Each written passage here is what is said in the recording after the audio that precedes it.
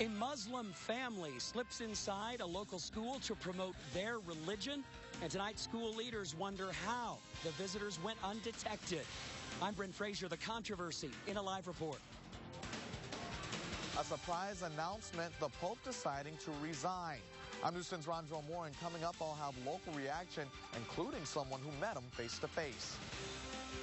A controversy looming over prom at Sullivan High School. I'm News 10's Gina Galeros with that story.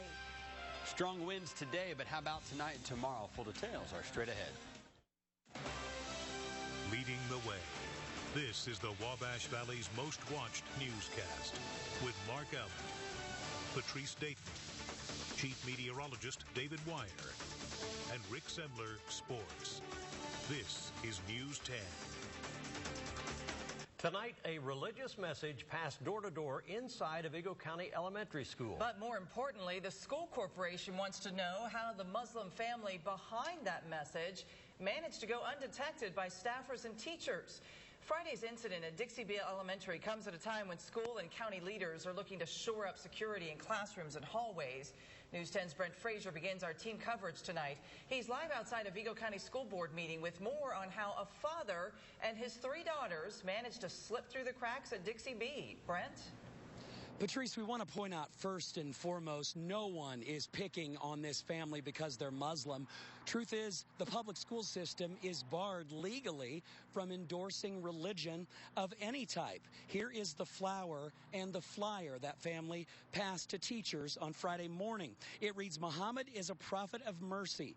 Do not defame people lest you make them your enemies." Tonight, the Vigo County School Corporation admits the family's visit to the school was approved, even cleared by legal, that it was the Muslim dad and his daughters who ventured outside the parameter of the agreement. The Vigo County School Corporation will be asking a lot of questions of the principal and staffers at Dixie Beale Elementary about why a dad and his daughters, approved only to be in the central office, weren't questioned about their door-to-door campaign.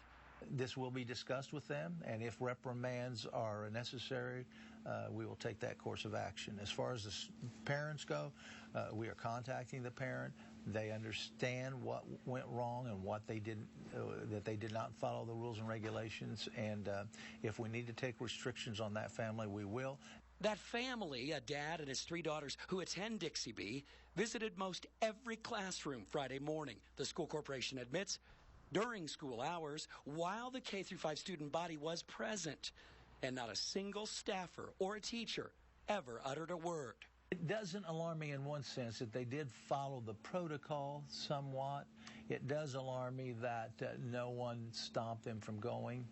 The corporation insists it was not endorsing a religion, rather allowing Dixie Beale teachers to be offered a quote from the historical figure Muhammad.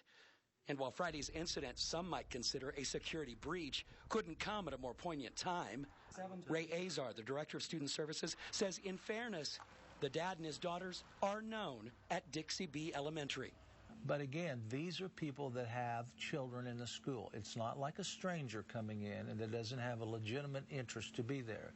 And in fact, this person had said what they wanted to do, present a gift. So no, I don't think there was anything dangerous or hazardous about this situation, but it does give us the cause to learn from it. We did reach out to all school board members to see if they had a comment. So far, nothing to say from them. We'll see if they remark at tonight's board meeting. Now, for more on the whole school security debate, we turn to my colleague, News 10's Joe Ostrowski, back in the studio. Joe. Well, Brent, you might remember a couple weeks ago, Vigo County school officials and local law enforcement, the Sheriff's Department, announced a new plan to increase security at rural schools in the county. But that plan didn't affect schools in the city limits of Terre Haute.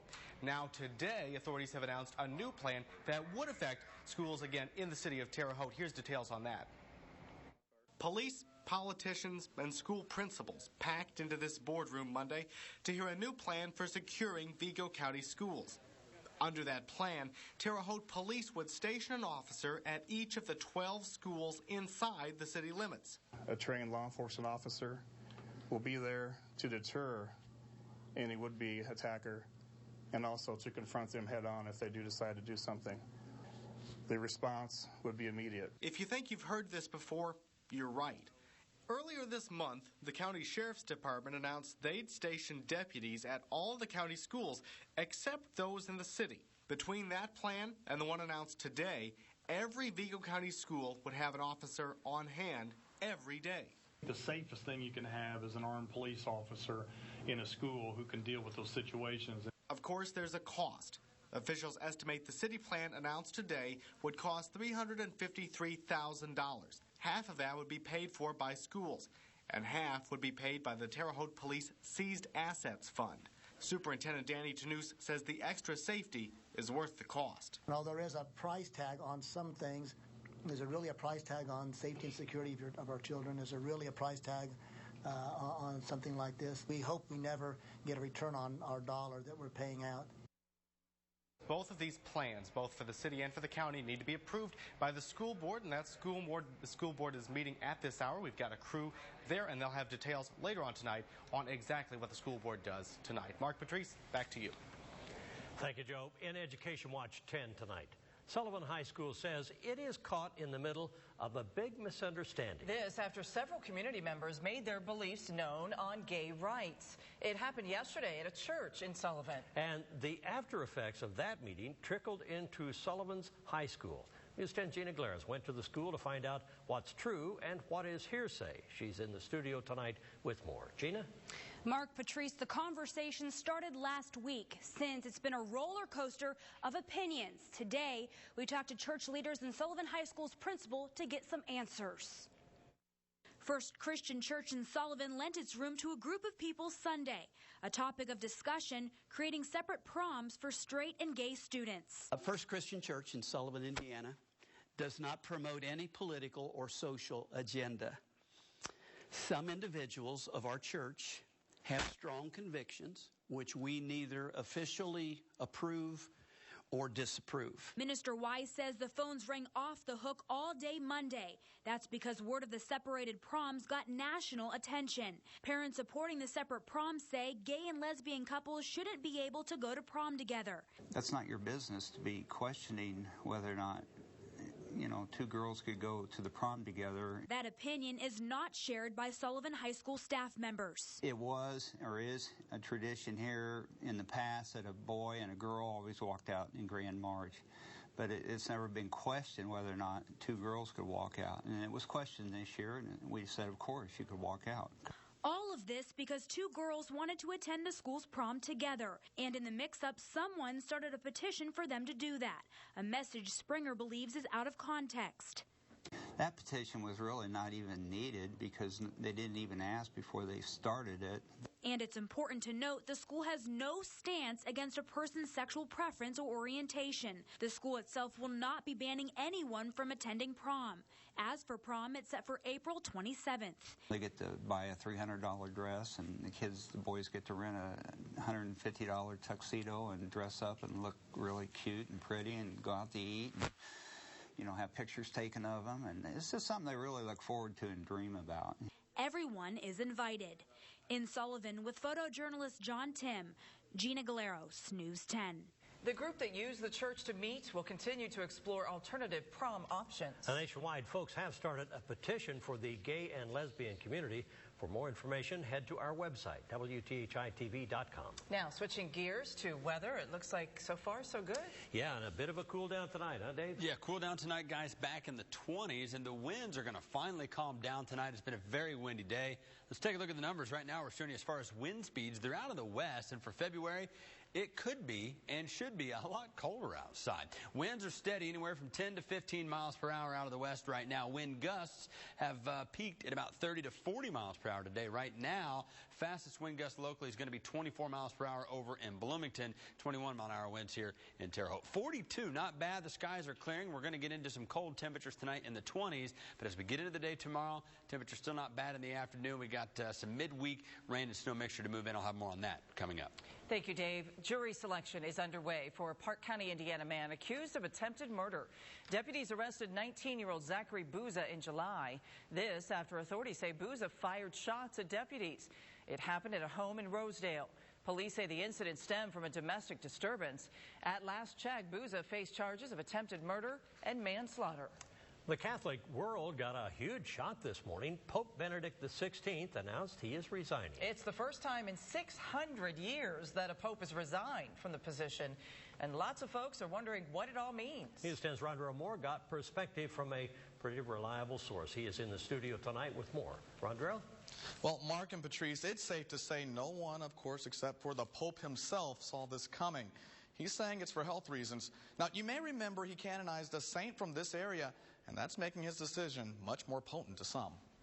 I was one of the 3 people who presented our gift to him.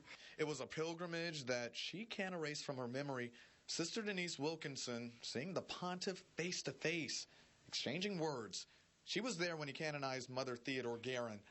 And my overwhelming impression of him was a kindness that came from him. He had very, very kind, gentle eyes. It left a mark on the General Superior for the Sisters of Providence. That's why when she found out that he would be stepping down, she and millions around the world were shocked, especially with the news coming before the Easter season. It seems that he is having his own Lent, and I suppose he will be happy to celebrate Easter Sunday without the responsibility of being the pontiff. The big question is what happens now. Sister Denise says they have to elect a new pope, and it has to be quick. They'll start with an inner council of cardinals. That's where they'll choose the next one. In the meantime, locally, there's not much that will change in the church. Not much she can do except for one powerful thing. And the rest of us pray and wait and then receive the news. Now they expect to choose another pope before Easter. If you'd like to learn more about how this process works, you can visit our website, of course. That's WTHITV.com. Back to you. Thanks, Rondrell. Cleaning up. Wabash Valley Correctional Facility inmates get their hands dirty at one state park. And special rescue. News 10 checks in on a blind horse that fell in an icy cold pool. That's next on News 10.